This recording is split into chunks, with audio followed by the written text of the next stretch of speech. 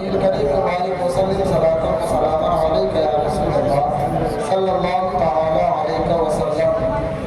اگر انسانی عقل کے اعتبار سے دیکھا جائے تو اتنی عجیب بات ہوتی ہے کہ انسان ارادہ کرتا ہے، اتنی محنت کرتا ہے، ایک ایک روپیے جمع کرتا ہے، جمع کرنے کے بعد ٹکٹ ہوتا ہے، وہ حج کے لیے جاتا ہے، عمرہ کے لیے جاتا ہے۔ اکثر یہ ہوتا ہے کہ پہلے مکہ المکرمہ جاتا ہے، کعبے کا طواف کرتا ہے، وہاں کے ارکان ادا کرتا ہے، اس کے بعد مدینہ منورہ جاتا ہے۔ یہ ہے سسٹم، عقلی اعتبار سے جو قانون بنا ہوا ہے۔ اور انسان چاہتا بھی اگر دیکھا جائے ارکان حج میں، ارکان عمرہ میں کہیں سے بھی مدینہ کا کوئی ذکر نہیں ہے، لیکن پھر بھی جب جب یہ محفل سجتی ہے، جب جب یہ محفل بچائی جاتی ہے، تو آدمی جو ہے مکہ چھوڑ کر کے صرف مدینہ مدینہ کرا کرتا ہے، صرف مدینے کی بات کرتا ہے۔ مدینے کی بات کرے کیوں نہ؟ علامہ حسن رضا بریلوی نے کہا کہ میں نے بہت پڑھا، میں نے بہت سنا، بہت لکھا، لیکن جب وہ شہر میں میری انٹری ہوتی، جب وہاں میں داخل ہوتا ہوں تو میں نے وہاں کے در و دیوار کو دیکھا، وہاں کے ہواؤں کا میں نے محسوس کیا، فیل کیا، وہ خوشبو، وہ رنگت، تو میں کہنے پر مجبور ہو گیا کہ جنتیں آج، جنتیں بہت ساری، لیکن عجب رنگ پر ہے بہار مدینہ، عجب رنگ پر ہے بہار مدینہ، کہ سب جنتیں ہیں نثار مدینہ، ملائک لگاتے ہیں آنکھوں میں اپنی، شب روز خاک مزار مدینہ۔ یہ علامہ حسن رضا بریلوی نے اس کا احساس ہمیں دلایا کہ ہم مدینہ مدینہ کیوں کرا کرتے ہیں، مدینے کا ذکر اتنا کیوں کرتے ہیں۔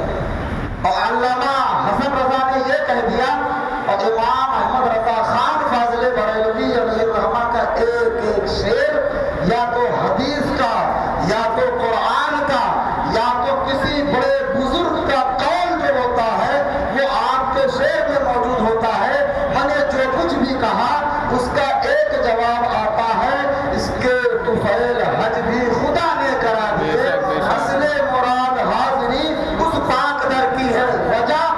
وجہ یہ ہے، اعلیٰ حضرت ہمیں یہ فکر دے رہے ہیں، یہ سوچ دے رہے ہیں، سنو، اگر ارکان حج تمہیں ملا ہے نا تو اسی مدینہ کی وجہ سے، بے شک بے شک، اس مدینہ کی وجہ سے تم کو ارکان حج ملا ہے۔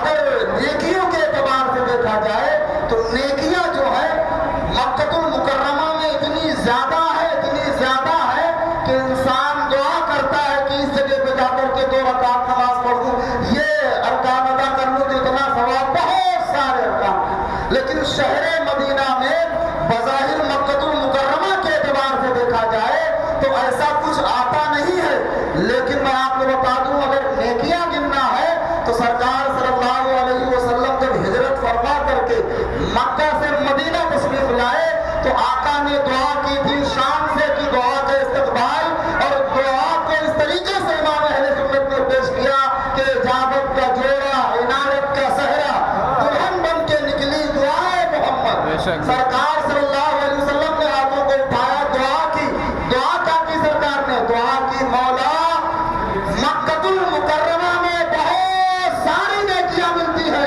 رب قدیر آج اس مدینے میں تو اس کی دگنی نیکیاں نازل فرما دے، ساری برکتیں، ساری عظمتیں، ساری نیکیاں، ساری رفعتیں جو کچھ مکہ المکرمہ میں ہے، ان سے زیادہ نیکیاں آپ کو یہاں مل رہی ہے۔ اور مل کیوں رہی ہے؟ ایک قرآن کی آیت آپ سنتے ہیں، لا اقسم بہذا البلد، اللہ رب العزت نے قسم اٹھائی ہے، شہر کی قسم اٹھائی۔ شہر کی قسم کیوں اٹھائی؟ اس کی وجہ کیا ہے؟ اگر بظاہر دیکھا جائے تو حجر اسود مکہ مکرمہ میں، آب زمزم کا کنواں مکہ مکرمہ میں، صفا و مروہ جو کہ شعائر اللہ ہے، مکہ مکرمہ میں بہت سارے مقامات ہیں جو ارکان حج و ارکان عمرہ میں آتے ہیں، لیکن ان وجوہات کے بنا پر اللہ تبارک و تعالیٰ نے، یوں کہہ لو کہ وہاں خود بیت اللہ ہے،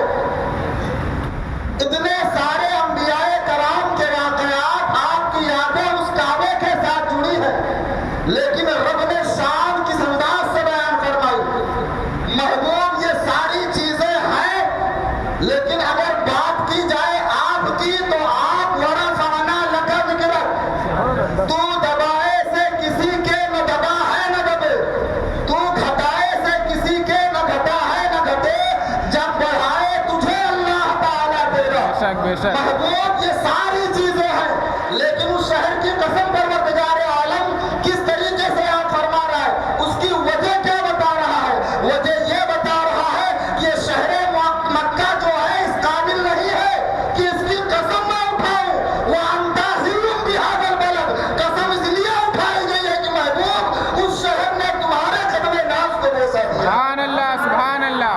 محبوب تم اس شہر میں تشریف فرما ہو، اس لیے جو ہے اس شہر کی قسم اٹھائی گئی ہے۔ شاعر جاتا ہے، مکہ جاتا ہے، مدینہ جاتا ہے، وہاں کے در و دیوار کو بوسہ دیتا ہے، برکتیں لوٹتا ہے، لوٹنے کے بعد آنے کا جب وقت ہوتا ہے تو مڑ مڑ کے بار بار پیچھے دیکھتا ہے، مڑ مڑ کے دیکھتا ہے، مڑ مڑ کے دیکھتا ہے، چند قدم چلتا ہے، پھر مڑتا ہے، پھر مڑتا ہے، پھر دیکھتا ہے، پھر مڑتا ہے، آخر دیکھے کیوں نہ، کیونکہ وہ کوئی لال قلعہ قطب مینار نہیں کہ ایک مرتبہ مڑ کے دیکھ لیا اور دل بھر جائے۔ وہ ایسا گنبد ہے، ایسا گنبد ہے کہ اگر اس کو 1000 بار دیکھا جائے تو 1000 بار جی بھرتا نہیں ہے۔ امام اہل سنت نے تو جب آپ کے قافلے کے رخصت کا وقت آیا تو آپ نے اس فراق کو، اس جدائی کو اس طریقے سے بیان کیا کہ رخصت قافلہ کا شور غش سے ہمیں اٹھائے کیوں، سوتے ہیں ان کے چھاؤں میں کوئی ہمیں جگائے، بے شک، بے شک۔ سوتے ہیں ان کے چھاؤں میں کوئی ہمیں جگائے کیوں۔ شاعر اس طریقے سے شاعرانہ انداز میں اس کیفیت کو بیان کرتا ہے۔ ایک شعر آپ سنیں، شاعر کہتا ہے کہ وطن آ کر، بظاہر ہم ہندوستانی ہیں، یہ ہمارا وطن ہے، بے شک۔ ہم یہاں سے جاتے ہیں، وہاں کچھ دن گزارتے ہیں، پھر یہاں آتے ہیں۔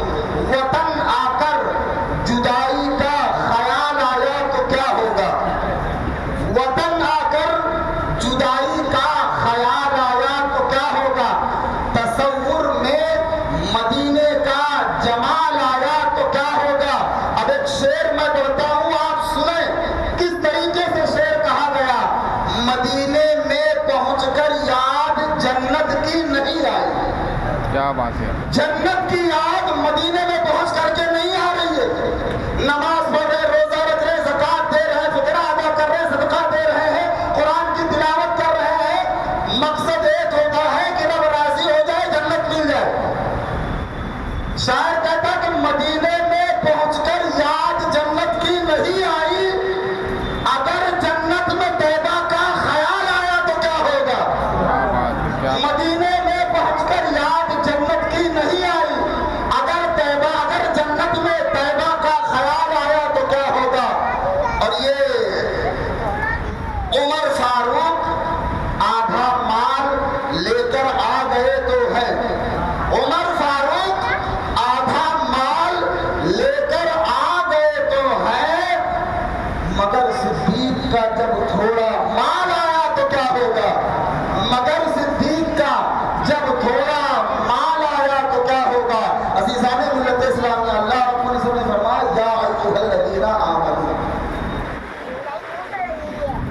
قرآن میں دو طریقے سے لوگوں کو جو ہے بات پہنچائی گئی، یا ایھا الناس، یا ایھا الذین آمنوا۔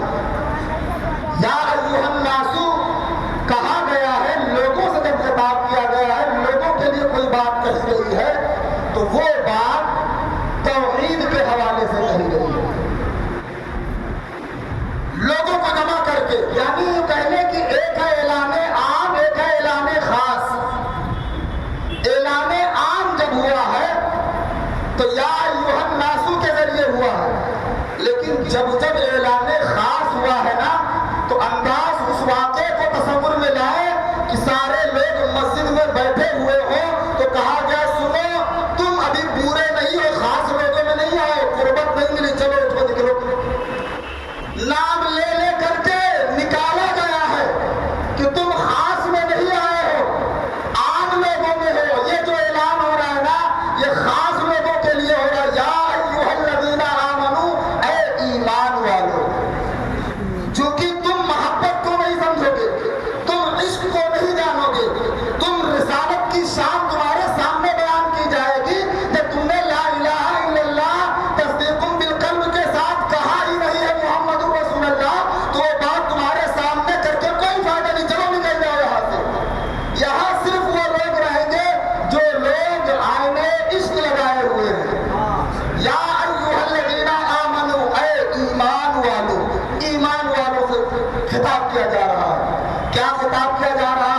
لا ترفعوا اصواتکم،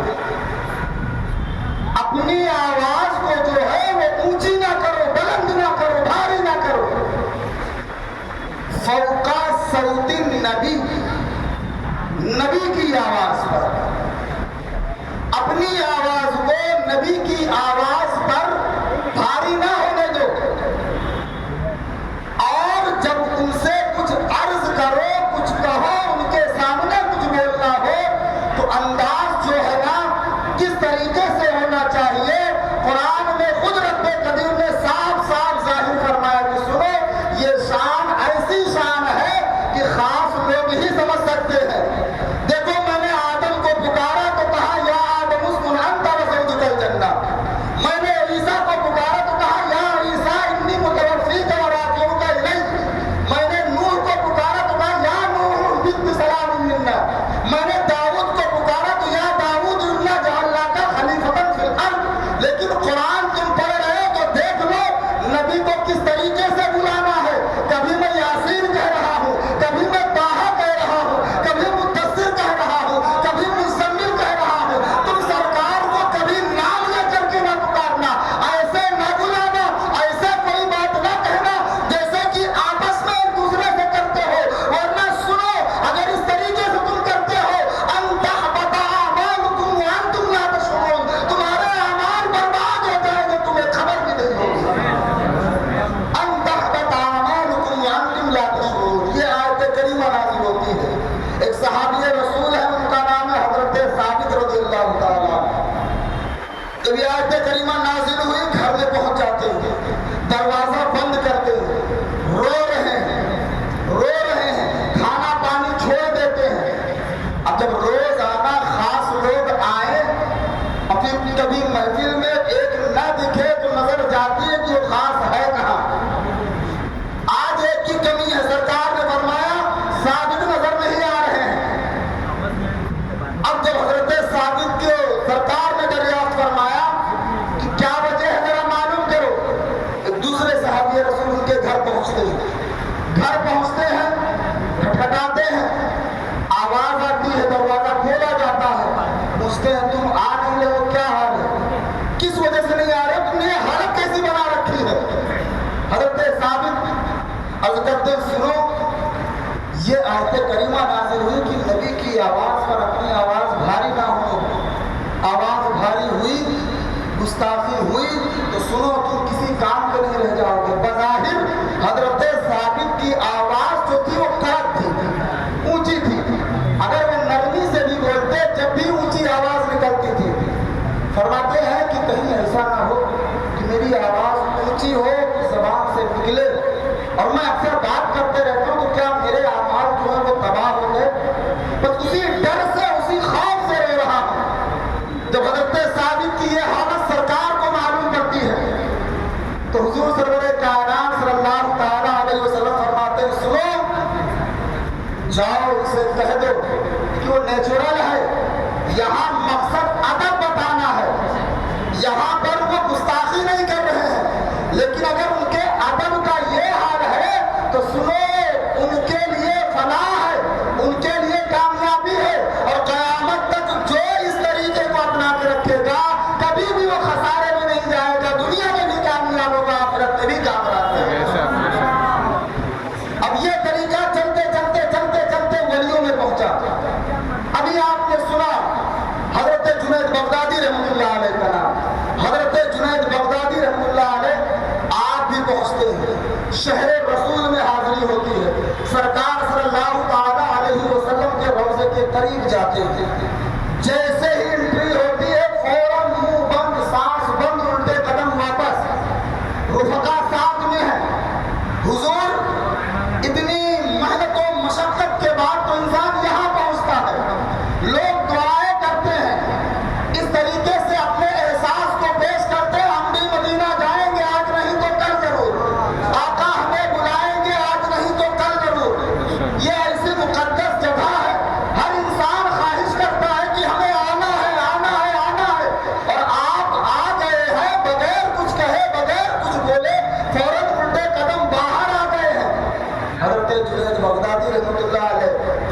کہ سنو، یوں کہہ دو اس کو کہ آپ نے جواب کس انداز میں دیا؟ شرم عصیہ سے نہیں سامنے جایا جاتا، شرم عصیہ سے نہیں سامنے جایا جاتا۔ یہ بھی کیا کم ہے تیرے شہر میں آئے ہوئے ہیں، یہ بھی کیا کم ہے تیرے شہر میں آئے ہوئے ہیں۔ سنو، تم کہہ رہے ہو کہ میں وہاں گیا اور واپس آ گیا، کچھ بولا نہیں، سانس بھی روک لیا۔ میں سانس کیوں کرنا روک لوں؟ قرآن نے حکم دیا آواز کو بھاری نہ ہونے دیا جائے۔ جنید نے اپنی سانس کو روک لیا کہ سرکار کی سانس پر جو ہے میری آواز بھاری نہ ہو، میری سانس بھاری نہ ہو۔ لیکن یہ عقیدہ اس جماعت کے لوگوں کا ہے جو یہ عقیدہ رکھتے ہیں تو زندہ ہے واللہ، تو زندہ ہے واللہ، میرے چشم عالم سے چھپ جانے والے، استغفر اللہ ربی من کل ذنب واتوب الیہ۔ بڑے ادب و احترام کے ساتھ میں سے صاحب سے عریضہ پیش کروں گا کہ آپ آ جائیں، تھوڑا دعائیہ کلمات ہم لوگوں کے لیے پیش کر دیں۔ اور ایک چہرہ جو ہے سید صاحب کو ہم جان رہے ہیں، لیکن ایک چہرہ ہے جو بار بار یہ موقع اسے ملتا ہے، حاجی قطب الدین صاحب باہر بیٹھے